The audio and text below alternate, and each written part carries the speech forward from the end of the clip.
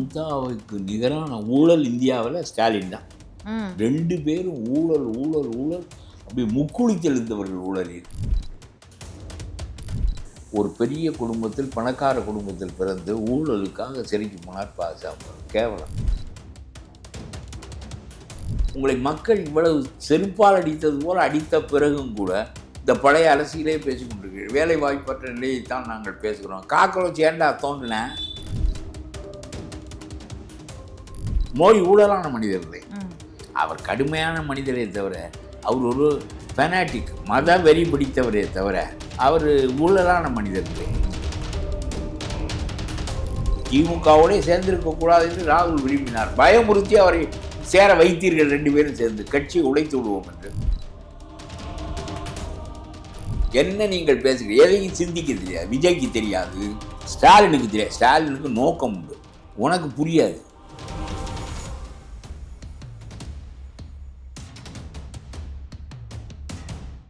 அரசியல் அன்கட் நேயர்களுக்கு வணக்கம். நிகழ்ச்சியில் சிறப்பு விருந்தினராக தமிழ்நாடு தன்னிருமை கழகத்தின் தலைவர் பழக்கருப்பையா இணைந்திருக்கிறார். பேசலாம். வணக்கம் சார், எப்படி இருக்கீங்க? இந்தியா கூட்டணி கட்சியினருடைய மீட்டிங் நடைபெற்றது இன்னைக்கு. ஏற்கனவே திமுக அறிவிச்சிருந்தது காங்கிரஸ் இருப்பதால் நாங்கள் அதில் கலந்து கொள்ளலை அப்படின்னு சொல்லி. இந்த முடிவை எப்படி பார்க்குறீங்க? இந்தியா கூட்டணியில் போய் கலந்துக்கிட்ட திருமாவளவன் அவர்கள் அங்கேயே பேசியிருக்காரு. காங்கிரஸினுடைய செயல்பாடுகள் நாடாளுமன்ற தேர்தலுக்கு முன்பிருந்தே சரியில்லை, அதை மாற்றிக்கணும். ஏன்னா இந்த கூட்டணியை முன்னெடுத்துட்டு போன திமுக, திரிணாமுல் காங்கிரஸ் போன்ற கட்சிகள் தோல்விக்காக காரணமாகவே காங்கிரஸ் அமைஞ்சிருச்சு, இந்த செயல்பாடுகளை மாற்றிக்கணும் அப்படின்லாம் அங்கேயே பேசியிருக்காரு. அவர் என்ன சொல்றாரு? மம்தா திருநாவலாம் சேர்த்துக்கொள்ள வேண்டுங்கிறார். அவங்களுடைய தோல்விக்கு காரணமே உங்களுடைய செயல்பாடுகள் தான், காங்கிரஸ் அவங்களுடைய செயல்பாடுகளை மாற்றிக்கணும், மாநில கட்சிகளுக்கு எதிராக. நான் சொல்றேன், ஸ்டாலின் வரமாட்டேங்கிறாரு. அங்க உங்களுடைய மாற்றி இது என்ன புரிஞ்சு பேசுற பேச்சா? எனக்கு தெரியாது அவர் என்ன சொன்னார். நீ சொல்றதை வச்சு சொல்றேன். காங்கிரஸின் போக்கை மாற்றிக்கொள்ள வேண்டும்னா காங்கிரஸோடு சேர முடியாது என்று திமுக சொல்லுகிறது. அப்புறம் என்ன பண்ணணுங்கிறார் திருமாவளவன். இல்ல, இந்த காரணங்களுக்கு காரணமே காங்கிரஸ். மம்தா தான் போயிட்டாங்களே அந்த இதுக்கு. இன்னைக்கு கலந்துருக்காங்க. இந்த 5 மாநில தேர்தல் நடைபெற்றது இல்லையா சார், அந்த தோல்விகளுக்கெல்லாம் காரணம் திமுக, திரிணாமுல் காங்கிரஸ் தோல்விகளுக்கு காரணமே காங்கிரஸ் ஒற்றுமையா கட்சிகளோட சேர்ந்து செயல்படாம அவங்க ஒரு மனப்போட செயல்பட்டது காரணம். மிந்தியெல்லாம் கொஞ்சம் தெளிவா பேசுவார் திருமாவளவன். இப்ப நம்ம இந்த 4% போட்டு வாங்கியிருக்காருல்ல ஒரு சீமான் மாதிரி கிளம்பிட்டார் அவர். இந்த மாதிரி. அதாவது நான் என்ன சொல்றேன், மம்தாவுக்கு நிகரான ஊழல் இந்தியாவில் ஸ்டாலின் தான். 2 பேரும் ஊழல் ஊழல் ஊழல் அப்படி முக்குளித்து எழுந்தவர்கள் ஊழலில். அதனால் தோற்றாரா? அந்த கட்சியே அழிந்து விட்டது. எப்பொழுது பார்த்தாலும் வங்கதேசத்திலிருந்து வருகிற முஸ்லீம்களை, 30% முஸ்லீம்கள் அங்கே இருக்கிறார். முஸ்லீம்களை மட்டும் வைத்துக்கொண்டு அரசியல் நடத்துகிற ஒரு மம்தா. அவர்களுக்கு என்னென்னா பிஜேபிக்கு எதிராக அரசியல் நடத்தணும் முஸ்லீம்களுக்கு. அது மம்தா வங்கதேசத்து முஸ்லீம்களையும் கூட்டிக் கொண்டு வந்து வாக்காளர்களாக்கி வைத்துக் கொள்வார். இப்படி தான் அவர் 15 ஆண்டுகளாக ஆண்டார். ஒரு வாத்தியாருக்கு 25 லட்சம் ரூபாய் லஞ்சம் வாங்கி 25,000 வாத்தியார்கள் நியமித்தவர் என்று சுப்ரீம் கோர்ட்டே இவ்வளவு பேரளவுக்கு அவர்களை வீட்டுக்கு போக சொல்ல முடியுமா என்று சொல்லி அதை நியாயப்படுத்தி விட்டது. ஆக நீதிமன்றத்தின் நீதியையே தோற்கடித்த பெருமைக்குரியவர் மம்தா. அவர் தோற்றதற்கு காங்கிரஸ் காரணம் என்று சொன்னால் என்ன? இது எப்படி புரிந்து கொள்ளுது? ஸ்டாலின் தோற்றதற்கு என்ன காங்கிரஸ் காரணம்? இல்லை, தேர்தல் நேரத்தில், நாடாளுமன்ற தேர்தல் நேரத்திலேயே ஒரு கூட்டணி அப்படின்னா அதை சுமூகமாக அவங்களுக்குள்ளே பேசி முடிவெடுத்து தொகுதி பங்கிலிருந்து எல்லாமே செயல்படும். என்ன எனக்கு புரியவில்லை. இவர் சீமான் மாதிரி பேசினா நமக்கு புரியாது. இப்போ காங்கிரஸ் என்ன செய்திருந்தால் ஸ்டாலின் ஆட்சிக்கு வந்திருப்பார், மம்தா ஆட்சிக்கு வந்திருப்பார். இவர்கள் 2 பேரும் ஆட்சிக்கு வருவது நியாயமா? அவர் சொல்லுகிறார் என்றால் ஏதாவது அவருக்கு ஒரே ஒரு பழக்கம் மட்டும்தான் உண்டு, தினமும் செய்தித்தாளில் இருக்க வேண்டும். அதனால் அவர் ஏதாவது ஒன்று சொல்லுவார். அவருக்கு எப்படி மேம்போக்காக தோன்றுகிறதோ அதையெல்லாம் சொல்லுவார். இந்த காங்கிரசினுடைய குறைபாடு என்று எனக்கு எதுவும் தெரியவில்லை. ஸ்டாலின் தோற்றதற்கும் மம்தா தோற்றதற்கும் காங்கிரஸ் எந்த வகையில் காரணமாகும்? காங்கிரஸ் அவர்களோடு தான் கூட்டணியில் இருந்தார்கள்.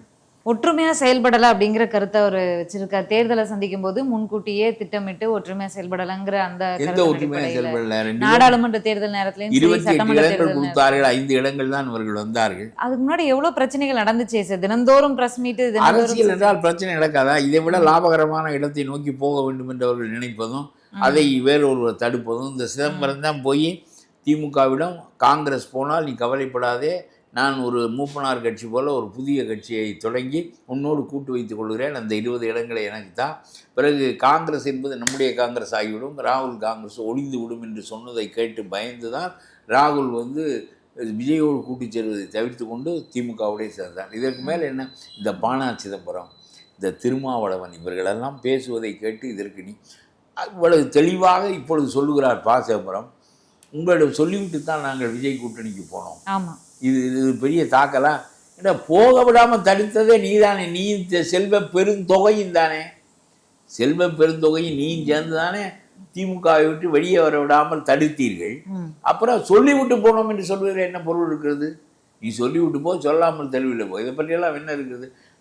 திமுகவோடே சேர்ந்திருக்கக்கூடாது என்று ராகுல் விரும்பினார். பயமுறுத்தி அவரை சேர வைத்தீர்கள் 2 பேரும் சேர்ந்து. கட்சியை உடைத்து விடுவோம் என்று. உடைக்க உங்களால் முடியும். ஒரு 20 பேருக்கு அவர் இடம் கொடுப்பார்.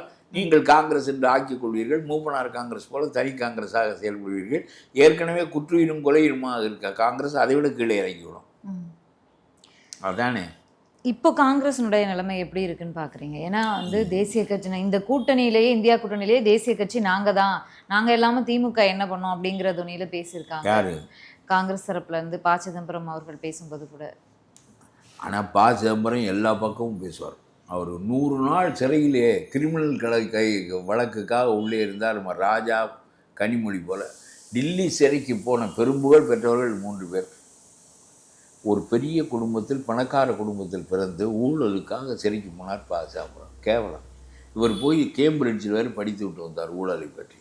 நம்ம அடிப்படையான அறிவும் மனித வாழ்வின் நெறிமுறை என்ன, மனித பிறப்பினுடைய நோக்கம் என்ன என்றே புரியாமல் பணம் பணம் பணம் என்ன பண்ணுவாய், கொண்டு போவாய் அவ்வளவு பணத்தையும். பணம் சம்பளத்துக்கு பிறப்பிலேயே பணம் உண்டு. இப்போ லண்டனில் வீடு வாங்கி என்ன செய்வேன்? டிஆர் சிறைச்சாலையில் போய் 100 நாள் இருந்துட்டு வந்தது தான் மிச்சம். கடைசியில் அறிவில்லையே, இவ்வளவு படிப்பு, இவ்வளவு இதுக்கு நடுவில் இந்த மாற்றி பேசுவது அரசியலில். ஐயே, இவர்களெல்லாம் தமிழ்நாட்டு அரசியலையே நெறியற்ற அரசியலாக ஆக்கியவர்கள். ஓகே, இந்த இந்தியா கூட்டணி மீட்டிங்க்கு பிறகு அவங்க செய்தியாளர்களை சந்திச்சிருந்தாங்க. இனி மாதம் 2 மாதத்திற்கு ஒரு முறை இந்த மீட்டிங் நடைபெறும். இந்தியாவில் பெரிதாக இருக்கக்கூடிய இப்போ நீ சொல்ல வர செய்தி இல்லை, அதான் கேட்குறப்ப வேலை வாய்ப்பு பிரச்சனை, இப்போ இளைஞர்களுக்கு தேவையான பிரச்சனைகளுக்கு நாங்கள் தொடர்ந்து குரல் கொடுப்போம் அப்படின்னு பேசியிருக்காங்க. இவர் குரல் கொடுத்து கிழிக்கா, அதனால தானே ஜனதா காக்ரோச் பார்ட்டி உண்டானுச்சு. அவங்க என்னென்ன கோரிக்கைகள்லாம் வச்சிருக்காங்களோ அதே இவங்க அதற்காக நாங்க போராடுவோம் அப்படின்னு நீ சொல்லியிருக்காங்க. கிழிச்சா நீ போராடாதனால தானே இந்த புது கட்சி தோன்றுது. நீ என்ன பண்ண சும்மா இவங்கெல்லாம் தொலைவணும். இவங்கெல்லாம் அரசியல், அதாவது இளைஞர்கள் வர வேண்டுங்கிறது பொருள். நெறியற்ற அரசியலிருந்து மாறி நெறி மிகுந்த அரசியல் வர வேண்டும் என்பதுதான் நியாயமான சொற்றொடராக இருக்க வேண்டும். இவங்க அவன் போய் இளைஞர் வர வேண்டும். இளைஞனுக்கு ஓரளவும் தெரியவும் இல்லை, அவனுக்கு அனுபவம் இல்லை, படிப்பு இல்லை. அவன் சேர்றதுக்கு நாளாகும். புத்தரா 32 வயதிலேயே உலக மாற்றத்திற்கு 3000 ஆண்டு சிந்தனையை விதைப்பதற்கு அது ரொம்ப பெரும் படிப்பு, பெரும் சிந்தனை, பெரும் அறிவு. அது வேற இல்லை சொல்கிறேன். அதாவது இவங்க பூரா இந்த ஊழல்லே பெரிச்சாளிகள். சிதம்பரம் 80 வருஷத்துக்கு இந்த வேலை தான் செய்து கொண்டிருக்கிறார். இந்த ஸ்டாலின் இது தான் செய்து கொண்டிருக்கார். உங்களை மக்கள் இவ்வளவு செருப்பால் அடித்தது போல் அடித்த பிறகும் கூட இந்த பழைய அரசியலே பேசி கொண்டிருக்கிறீர்கள். வேலை வாய்ப்பற்ற நிலையைத்தான் நாங்கள் பேசுகிறோம். காக்ரோச் ஏண்டா தோன்றினேன்? நீ ஒன்றுக்கு தகுதி இல்லைன்னு தானே அவன் தோன்றுகிறான். சிலிண்டர் இப்போ விலை ஏறி இருக்கு அப்படின்னு சொல்லி ஏன் பாஜக மினிஸ்டர்ஸ் எல்லாம் போராட்டம் பண்ணல, தலையில தூக்கி வச்சுட்டுன்னு மல்லிகார்ஜுன கார்கே கேட்டிருக்காரு. இன்னைக்கு கார்கே ஏகப்பட்ட பணத்தை அடித்ததை திருப்பி கர்நாடக அரசுக்கு கொடுக்கணும். அவர் 5 ஏக்கர் நிலத்தை அடிச்சுட்டாராம். இதெல்லாம் சொல்கிறாங்க. என்னளவோ இதெல்லாம் இவர்களெல்லாம் ஒரு தலைவர்கள். ஒவ்வொருத்தரும் பதவிக்கு வந்தவுடன் சொத்தை எப்படி சேர்ப்பது என்பது தான் சிந்திக்கிறான். நமக்கு தேவையானது 6 அடி தான் தெரியல அவனுக்கு. நமக்கு தேவையானது 6 ஏக்கர் 600 ஏக்கர் நினைக்கிறான். ஒவ்வொருத்தரும் நினைக்கிறான். காக்ரோச் ஜனதா பார்ட்டி நீங்களே சொன்னீங்க, டெல்லியே ஸ்தம்பிச்சிருச்சு. அவங்க வந்து இந்த மாதிரி கோரிக்கைகள், வேலைவாய்ப்பின்மை, இந்த நீட் வினாத்தாள் அந்த கசிவு, முறைகேடு, இதை பற்றி எல்லாம் தொடர்ச்சியாக பேசுகிறாங்க. நீட்டினுடைய கசிவுக்கு அதிகாரிகள் மோசமாக இருக்கிறார்கள். எல்லாருக்கும் பணம் என்றால் ஏதாவது அரசு எந்திரம் தான் வேலை செய்தாகும். மோடி இதை தப்பு செய்வதில்லை. தப்பு செய்தவர்களை தண்டிக்கிறார். இவன் பூராவும் சிபிஐ பிடியில் மாட்டி கொண்டு விட்டான். இந்த தப்பு செய்தவன் பூராவும் திமுக ஆட்சி போல் தப்பு செய்தவன் சிறைக்குள்ளே மந்திரி ஆவது என்பதெல்லாம் கிடையாது. தப்பு செய்தவன் மாட்டிக்கொண்டு தண்டனை அனுபவிக்கிறான். அரசு எந்திரத்தை வைத்து தான் செயல்பட்டாக வேண்டும். ரொம்ப நெறிதுளியோடு கடினமாக சிபிஎஸ்சியில் எந்த பக்கமும் விலகல் இல்லாமல் செய்கிறார்கள். அப்படியும் இந்த அதிகாரிகள் தவறு செய்கிறார்கள். கோடிக்கணக்கான ரூபாய் இதில் கைமாறுகிற காரணத்தினால் செய்கிறார்கள். பிறகு தண்டனைக்கு உள்ளாகிறார்கள். பிறகு நாட்டினுடைய ஒழுக்கம் இப்படி இருக்கிற போது மீண்டும் தேர்தல் வைப்பது சரியானதா? கசிந்த அந்த வினாத்தாளின் அடிப்படையில் நாம் தேர்தலை முடிவு செய்தது சரியானதா? சொல்லு நீ. கசிந்து விட்டது, தேர்வு எழுதி முடித்து விட்டார்கள். எத்தனை பேருக்கு கசிந்தது என்பது தெளிவாக தெரியாது. ஆனால் இந்த தேர்தலையே ரத்து செய்து மீண்டும் மறுதேர்தல் வைக்கிறார்கள். மாணவர்களுக்கு சிரமம்தான். என்ன செய்வது? நாட்டினுடைய அரசு எந்திரம் இவ்வளவு ஊழலாக இருக்கிறது. இதில் மோடி ஊழல் இருந்தாலும் மோடி ஊழலான மனிதர் இல்லை. அவர் கடுமையான மனிதரே தவிர, அவர் ஒரு ஃபெனாட்டிக், மத வெறி பிடித்தவரே தவிர அவர் ஊழலான மனிதர் இல்லை. அதனாலே அவருடைய கொள்கைகள் பாருங்கள்.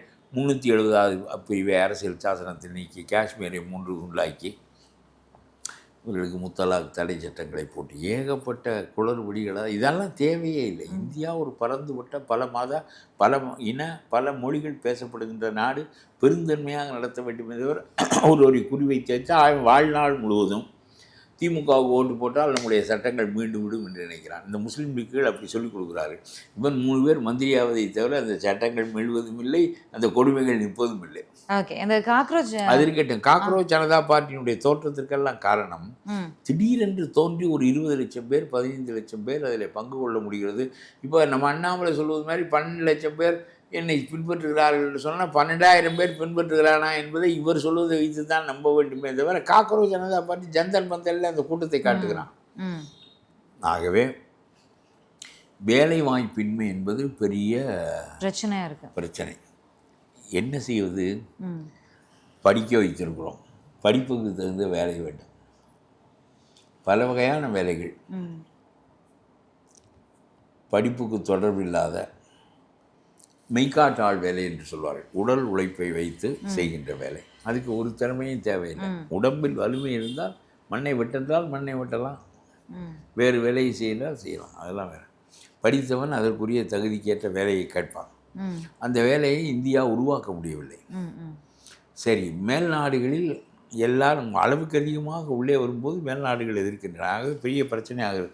ஆகவே job oriented business, job oriented education, அதை நோக்கி அந்த சிந்தனை போக வேண்டும் என்று இளைஞர்கள் விரும்புகிறார்கள். நியாயமானது. இல்லாவிட்டால் அவன் எப்படி சாப்பிடுவான்? ஒரு குடும்பமாக எப்படி நிலை பெற முடியும்? அவன் இன்ஜினியரிங் படித்துவிட்டு மண்வெட்ட போ என்று சொன்னால் இதுக்கு இன்ஜினியர் படிக்க வேண்டாம், முதல்லையும் மண்வெட்ட போகலாமே. அவங்க ரொம்ப ஆக்ரோஷமா இருக்கிறத பார்க்க முடியுது. ஏன்னா அரசு வேலைக்கான அந்த தேர்வுகள் அந்த மந்திரி ராஜினாமா செய்ய வேண்டும் என்று சொல்வது தர்மேந்திர பிரதான் ராஜினாமா பண்ணணும், டைம் கொடுத்துருக்காங்க. நீட் தேர்வு கசிவுக்கு அதிகாரிகள் காரணம். இதில் மந்திரிகள் தலையிடுவதில்லை. பெரிய ஆணையம் இருந்து அதை நடத்துகிறது. ஒரு காற்று புக விடாமல் நடத்துகிறார்கள். அதில் ஊழல் வருது. இதில் மந்திரி காரணம் என்று சொல், மோடி காரணம் என்று சொல், அவர்களெல்லாம் விலக சொல்லலாம். இந்த அதிகார வர்க்கம் பெரும் பணத்தின் மீது உள்ள ஆசையால் ஒரு சிறு ஆள் இந்த செய்தித்தாளை மடக்கி போஸ்ட் பண்ணுறவன் கூட அந்த தப்பை செய்வான். ஆனால் இந்த மௌனம் என்ன, எப்படி புரிஞ்சுக்கிறது? இவ்வளோ பெரிய குற்றச்சாட்டு, இவ்வளோ இளைஞர்கள் கூடியிருக்காங்க, டைரக்டாக இல்லை, அவர்களுடைய கோபம் வேலைவாய்ப்பு இல்லை என்பது தானே தவிர இதற்கு கசிந்தது ஒரு காரணம் என்றால் எந்த ஆட்சியிலும் அதிகார வர்க்கம் இந்த தப்புக்களை எல்லாம் செய்யும். டைம் கொடுத்துருக்காங்களே, என்ன மத்திய கல்வித்துறை மந்திரிக்கு தர்மேந்திர பிரதான் பதவி விலகணும் அப்படின்னு சொல்லி, இல்லைன்னா மீண்டும் நாங்கள் போராட்டம் அதைத்தான் சொல்லிக்கிட்டு இருக்கேன். எந்த ஆட்சியிலும் அதிகார வர்க்கம், அந்த ஆட்சியாளன் தவறு செய்தானா, அவன் பணத்தை வாங்கி கொண்டு காரியம் செய்தானா என்பதுதான் கேள்வி. இதெல்லாம் திமுகவில் இங்கே செய்வார்கள். மம்தா செய்வார். ஆனால் மோடியினுடைய அரசில் இந்த மாதிரியான அற்பத்தனங்களெல்லாம் செய்வதில்லை. அவர்கள் ஆணையத்தின் மூலம் இந்த தேர்தலை நடத்துகிறார்கள். இந்த தேர்தலில் அதை மீறி கசிகிறது. அப்படியானால் பெரும் பணம் விளையாடுகிறது. ஆகவே சில அதிகாரிகள் விலை போகிறார்கள், அவர்கள் கைது செய்யப்படுகிறார்கள், உள்ளே போவார்கள், வாழ்நாளை அங்கேயே கழிப்பார்கள். முட்டாள்கள். இவன் வாங்கி வைத்த லஞ்ச பணத்தை அனுபவிப்பதற்கு கூட இவன் உள்ளே தான் இருப்பான். அதனால் நான் இதற்கு ஒவ்வொருத்தனையும் ராஜினாமா நான் சொல்லுகிறேன். நம்முடைய ஆற்காடு வீராசாமி கையில் இந்த தேர்தல் இருந்தது, மருத்துவக் கல்லூரி தேர்தல். அவர் அடித்தது தான் கொள்ளை. கருணாநிதி சொல்லுவாராம், இன்னும் என் கட்சிக்கு பணம் வேண்டாமா அப்படின்பாரான். இந்தா முடிச்சிடறேன், இந்த மருத்துவக் கல்லூரி தேர்வு வருதில் முடிச்சிடறேன் பாரு. இவங்க கையில் மருத்துவக் கல்லூரி நோய் தான் நடந்துச்சு. தனியார் மருத்துவக் கல்லூரிகளெல்லாம் கையில் வைத்து கொண்டு ஒவ்வொரு சீட்டுக்கும் இவ்வளவு என்று அடித்தார்கள். இப்பொழுது அது நடக்கவில்லை. நீட் தேர்வில் 1.5 லட்சம் பேர் எழுதுகிறான், 60,000 பேர் தேர்கிறான். 60,000 பேர் தேறியவனுக்கு 10,000 பேருக்கு தான் இடம் கிடைக்கிறது. இது ரொம்ப முக்கியம். தமிழ்நாட்டில் இதை எவனும் பேசுவதில்லை என்னை தவிர. 60,000 பேர் நீட் தேர்விலே வருகிறான். 1.5 லட்சம் பேரில் 76,000 பேர் வெளியே போய் விடுகிறான். நீ +2 படித்தவனையெல்லாம் இதில் சேர்ப்பது என்று சொன்னால் 7.5 லட்சம் பேர் உள்ளே வருவான். மறுபடியும் 10,000 பேருக்கு தான் இடம். அறிவில் தைக்கிறதாடா உங்களுக்கு? 7.5 லட்சம் பேருக்கும் நீங்கள் நீட் தேர்வை எடுத்து விடுங்கள். +2 படித்தவனெல்லாம் நேரடியாக மருத்துவக் கல்லூரி தேர்வுக்கு அந்த மதிப்பெண் அடிப்படையில் தகுதியானவர்கள் என்று வைத்து விட்டால் 99.90 மதிப்பெண் எடுத்தவன் மட்டும்தான் இந்த இடத்திற்குள் வருவான். வைத்துக்கொள்வான். 99.90 ஸ்டாலின் நிதியமைச்சரும் சேர்ந்து எவனுக்கு போட வேண்டும் என்று முடிவு செய்து விடுவார்கள். இவர்கள் கையில் தான் இருக்கிறது. ஊழலில் நாரடித்து விடுவார்கள். இப்பொழுது வாரியம் ஆணையம் நடத்துகிற நீட்டில் இந்த விவகாரம் எல்லாம் ஆச்சு. அது போகட்டும். 7.5 லட்சம் பேரையும் நீ கொண்டு வா. +2 படித்தவன் பூராவையும் 10,000 பேருக்கு தர இடம் வைத்திருக்கிறாய். 7.5 லட்சம் பேரும் மெடிக்கல் காலேஜுக்கு மோதி 10,000 பேர் 7,40,000 பேர் தெருவில் இருப்பான். 10,000 பேர் மட்டும்தான் உள்ளே போவான். 10,000 இடம் தான் இருக்கிறது. இல்லை அவ்வளோ பேரும் போகிறாங்களா அப்படின்னு இரு. 7.5 லட்சம் பேரும் ஏன் மோத விடுற? நான் சொல்றேன், இதுக்கு தீர்வு நான் சொன்னேன். 60,000 பேர் நீட் தேர்வு எழுதுகிறான். வடிகட்டி வருகிறது. அதுக்கு பெரிய பயிற்சி தேவைப்படுகிறது, பெரிய பணம் தேவைப்படுகிறது. 2-3 ஆண்டு படிப்பும் பயிற்சியும் அதுக்கு தேவைப்படுகின்றன. இவ்வளதெல்லாம் செய்து 2ஆம் தரம் 3ஆம் தரம் எல்லாம் தேர்வு எழுதுகிறார்கள். இவ்வளவு பாடுகளுக்கிடையே அது என்ன போய் படித்து இந்த ஊசியை குத்துறதுக்கு இவன் என்னன்னு எனக்கு தெரியல. ஆனால் சொல்கிறேன், இவ்வளவு பணம் வாங்கி மருத்துவக் கல்லூரிகளில் நீட் தேர்வில் 600 மதிப்பெண் பெற்றவனுக்கு இடம் கிடைக்காது. முதல் மதிப்பெண் பெற்றவர்களுக்கு அரசு கல்லூரிகளில் கிடைத்துவிடும். தனியார் கல்லூரிகளில் நீட் தேர்வில் 600 மதிப்பெண் பெற்றவனுக்கு கிடைக்காது. 200 மதிப்பெண் பெற்றவனுக்கு கிடைக்கும். ஏனென்றால் 600 மதிப்பெண் பெற்றவனிடம் 2 கோடி ரூபாய் பணம் இல்லை. 200 மதிப்பெண் பெற்றவனிடம் 2 கோடி ரூபாய் பணம் இருக்கிறது. தனியார் கல்லூரி இவனுக்கு பாவாடை விரித்து கூட்டிக் கொள்ளும். 600 மதிப்பெண் எடுத்தவன் தள்ளப்படுவான். இவ்வளவு ஊழல் இந்த நீட்டில் இருக்கிறது. அதையெல்லாம் விட்டு நீ என்னமோ பேசுகிறாயே. என்ன நீங்கள் பேசுகிறீங்க? எதையும் சிந்திக்க தெரியாது. விஜய்க்கு தெரியாது, ஸ்டாலினுக்கு தெரியாது. ஸ்டாலினுக்கு நோக்கம் உண்டு. உனக்கு புரியாது. சும்மா நீட்டை எதிர்க்கிறேன் என்றால் 60,000 பேர் தேடி வருகிறானே, 50,000 பேருக்கு இடம் கிடைக்கவில்லை. அவனையெல்லாம் உக்ரைனுக்கு அனுப்பு, ரஷ்யாவுக்கு அனுப்பு, சீனாவுக்கு அனுப்பு, ஜெர்மனிக்கு அனுப்பு, ஃப்ரான்ஸுக்கு அனுப்பு. எல்லாருக்கும் பேங்கில் கடன் வாங்கி கொடு. அவனெல்லாம் படித்து விட்டு டாக்டராக 5 ஆண்டுகள் கழித்து வந்த பிறகு அந்த கடனை கட்டட்டும். 10 பேர் கட்டாமல் போய்விட்டால் அரசாங்கம் பார்த்து கொள்ளலாம். இந்த மாதிரி யோசனையெல்லாம் சொல்லி நான் சொல்லுகிறேன், எவன் என்னோடு இருக்கிறான்? பணம் வைத்திருக்கிறவனுக்கு தான். அண்ணாமலையை போல் மத்திய அரசாங்கத்தினுடைய பலம், மத்திய அரசாங்கத்தினுடைய பணம், மத்திய அரசாங்கத்தில் காரியம் பண்ணி கொடுத்து பெரிய முதலாளிகளிடம் பெறுகின்ற பணம், இவ்வளவுதான் வைத்திருக்கிறவன் தான் கட்சி நடத்த முடியும். அறிவுள்ளவன் நேர்மையானவன் கட்சி நடத்த முடியாது. இதுதான் உள்ள நிலைமை. நான் உங்கள்கிட்ட தான் பேச முடியும். அவ்வளோதான், வேறு வழி என்ன? சாகிறது வரையிலும் பேசி கொண்டு வந்துட்டு சாக வேண்டியதான். சரி, திமுக காங்கிரஸ் இருக்கிற இடத்துல நாங்கள் இருக்க மாட்டோம் அப்படிங்கிற முடிவை அறிவிச்சிட்டாங்க. சிதம்பரம் அவர்கள் கூட ப்ரெஸ் மீட்டை சந்திக்கும் போது நாங்கள் திமுகவோட தான் இருக்கோன்னு சொன்னார். அதுக்கப்புறமும் திமுகவிலேருந்து ஒரு குரல் வருது, நாங்கள் காங்கிரஸோட இந்த கூட்டணியில் இல்லை அப்படின்னு சொல்லி. காங்கிரஸ் இல்லாத ஒரு கூட்டணியை நாங்கள் கட்டமைப்போம்னு டிகேஎஸ் இளங்கோவன் இன்னைக்கு ப்ரெஸ் மீட் கொடுத்துருக்காரு. காங்கிரஸ் இல்லாமல் ஒரு கூட்டணி, பாஜக எதிர்ப்புக்கு இன்னொரு கூட்டணி உருவாகிறதுக்கெலாம் வாய்ப்பு இருக்கா? இங்கே தெரியல. இந்த மம்தாவை சேர்த்துக்குவார். இந்த மம்தா ஒரு ஊழல் பெருச்சாளி, ஸ்டாலின் ஒரு ஊழல் பெருச்சாளி, இவர்கள்லாம் ஒன்று சேர்வார்கள். சேர்ந்து ஒரு அமைப்பு ஏற்படுத்துவார்கள். அதில் காங்கிரஸுக்கு இப்போ கேரளாவில் கம்யூனிஸ்ட் தனி, காங்கிரஸ் தனி, பிஜேபி தனியாக தானே இருக்கிறார்கள். இங்கே அப்படி இல்லை, அங்கே அப்படி இருக்கிறார்கள். மேற்கு வங்காளத்தில் காங்கிரஸ் நிற்கிறது தோற்று போகிறது, பிஜேபி நிற்கிறது, அங்கே மம்தா கட்சி நிற்கிறது. அங்கே அவர்கள் ஒன்றும் கூட்டணியில் இல்லை. மம்தாவும் காங்கிரஸும் கூட்டணியில் இல்லை வங்காளத்தில். காங்கிரஸும் கம்யூனிஸ்டும் கூட்டணியில் இல்லை கேரளாவில். மூன்றாவது அணியாக இருக்கிற பிஜேபி வலுப்பெற்று இருக்கிற காரணத்தினால் இவர்கள் 2 பேருக்கும் இடையே போட்டி அவர் வாக்கை பிரித்து வருவதற்கு இடம் கொடுக்கவில்லை, வலுப்பெற்று இருக்கிறார். தமிழ்நாட்டில் பிஜேபி வலுப்பெற்றிருக்கிற காரணத்தினால் இந்த வாக்கு பிரிவினைகளின் மூலம் அவர்கள் கொழுப்பது என்பது நடக்கவில்லை. இங்கே விஜய் தான் கொழுத்தார். அதனால் இப்படியெல்லாம் இருக்கிறது. இதெல்லாம் நடத்த முடியாது என்பது அவன் அடிபட்டவன் அவனுக்கு தான் வழி தெரியும், நமக்கு தெரியுமா? அவன் நம்மளை ஏமாற்றி விட்டார்கள், நம்மளை பணம் வாங்கி கொள்ளுகிறார்கள். காங்கிரஸுக்கு சேர்த்து பணம் செலவழித்தோம், 28 இடங்களை கொடுத்தோம். சிதம்பரம் வருகிறார், நான் கட்சியை உடைக்கிறேன், பயப்படாதீர்கள் என்கிறார். அப்புறம் வெற்றி அந்த பக்கம் போய்விட்டவுடன் இவரும் போய் சொல்லிவிட்டு தானே வந்தோம் என்று சார். இதெல்லாம் மனிதர்கள் எல்லாம் நெஞ்சார பொய்தன்னை சொல்ல வேண்டாம், நிலையில்லா காரியத்தை நிறுத்த வேண்டாம்னு உலகநீதியில் ஒரு பாட்டு. நெஞ்சார பொய் கூட சொல்லலாம், நெஞ்சார நமக்கே தெரிகிற பொய்யை சொன்னால் நம்முடைய நெஞ்சு நீ மனுஷனாடா என்று கேட்குமா? நெஞ்சார பொய்தன்னை சொல்ல வேண்டாம், நிலையில்லா காரியத்தை நிறுத்த வேண்டாம் தான் செய்கிறார்கள். சிதம்பரம் அவர்கள் பற்றி நீங்கள் பேசினதுனால நேற்று சிதம்பரம் சார் பற்றி நீங்கள் பேசினதுனால நேற்று வருத்தப்பட்ட ஒரு வார்த்தை சொல்லியிருந்தார். நான் விஜய் அவர்களை, முதலமைச்சர் விஜய் அவர்களை சந்தித்து பேசியிருந்தார். உண்மையுமே விஜய் ரொம்ப மென்மையானவர், ஸ்டாலின் கொளத்தூரில் தோத்ததை நினச்சி அவர் ரொம்ப வருத்தப்பட்டார் அப்படின்னு சொல்லி பேசியிருக்காரு. இது ரொம்ப முக்கியம். ஸ்டாலின் பண்ணிய அட்டுழியங்களுக்கு கொளத்தூரில் தோற்றதும் மம்தா தோற்றதும் தான் சரியான வினையினுடைய பலன். ஏங்க கட்சி தோக்கணும் என்ன? இவர் என்ன பெரிய நிலையில் இருப்பவர் தோற்பதை பற்றி வருத்தப்படுகிறார்கள். இதை விட பெரிய நிலையில் இருப்பவர் இந்த நாட்டை எந்த எல்லைக்கு கொண்டு போனார், எந்த விளிம்புக்கு கொண்டு போனார்? இந்த மம்தாவும் ஸ்டாலினும் ஏங்க சிறையில் ஒரு கிரிமினல் கைதி இருந்தால் அவனை மந்திரியாக்குறதா? குளத்தூரில் மட்டும் இல்லை, உங்கள் பரம்பரையாக இன்னும் 3 தலைமுறைக்கு தோக்கடிக்கணும். இதெல்லாம் என்ன நியாயம்? இந்த நாடு எவ்வளவு ஒரு பெருமையான நாடு. பகுருளி ஆற்றுடன் பன்மலை அடுக்கத்து குமரி கோடும் கொடுங்கடல் கொள்ள என்று சிலப்பதிகாரம் வாயை பிளந்து உண்டு இந்த தமிழினத்தை வியக்கிறது. அப்படி ஒரு தமிழினத்தை ஆளுகின்ற வாய்ப்பு கிடைத்து இந்த செந்தில் பாலாஜி இவனையும் வைத்து கொண்டு பண்ணாத ஊழல் எல்லாம் பண்ணி குளத்தூரில் தோத்தால் என்ன? நீ தோக்காவிட்டால் காமராஜ் தோற்றார், ஒரு யோக்கியன். அந்த அவனை போல மனிதர்களால் மழை வந்தது, அவனை தோற்கடித்தார்கள். ஏனென்றால் ஒரு எதிர்நிலை என்ற வந்த பிறகு இந்தியை திணிக்க வேண்டும் என்று காங்கிரஸ் சொன்னபோது இந்தியை திணிக்காதே, தமிழ்நாடு ஏற்றுக்கொள்ளாது, இதற்காக இந்தியை நாங்கள் படிக்க வேண்டும் என்று காமராஜுக்கு கேட்க தெரியவில்லை, அண்ணாவுக்கு தான் கேட்க தெரிந்தது.